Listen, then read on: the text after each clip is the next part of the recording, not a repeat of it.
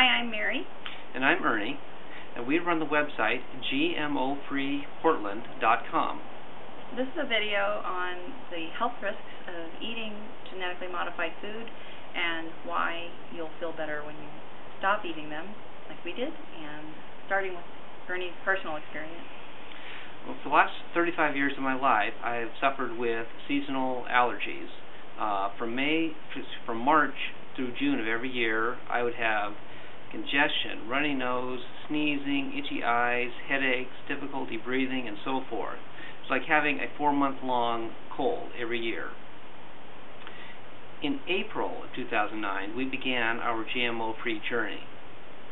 Just 1 month later, in May of 2009, I suddenly realized I was breathing clearly in the middle of what should have been the worst of my allergy season. And the significant change in my life was the switch to GMO-free foods. There's a reason for that. GMOs are a known allergen. You can read about some studies on Jeffrey Smith's website, author-activist, responsibletechnology.org.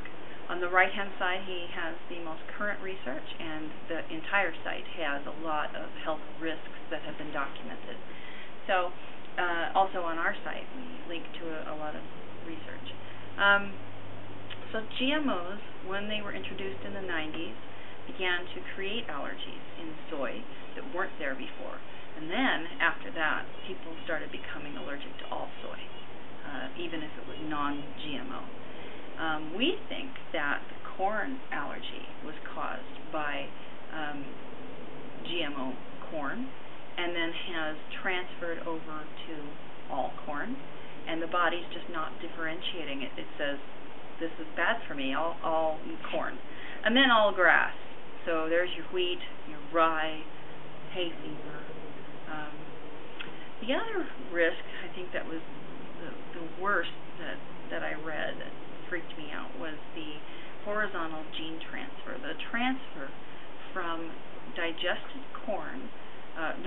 digested soy in this study, to bacteria that reside in the intestines.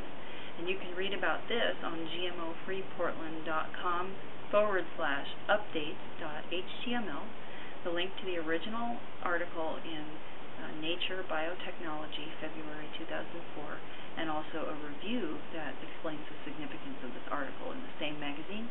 And what's interesting is that when they found the genetically modified organism's gene in the bacteria of the intestines as opposed to the digested soy, they found out that they had different GMO genes and that they were in low levels, so they went back and they tested the original contents, the control, and found them there. They were just in small levels. They didn't see them at first. That means that 3 out of 7 people, the only human study, had insecticide, possibly, producing genes. That's a very common GMO. Insecticide producing bacteria in their intestines. So when I found that out, I took a bunch of probiotics and hoping that I could crowd them out, starve them with good bacteria. So there's also birth defects and infertility to worry about. Anyway, this is our video on health risks, and we'll have some more.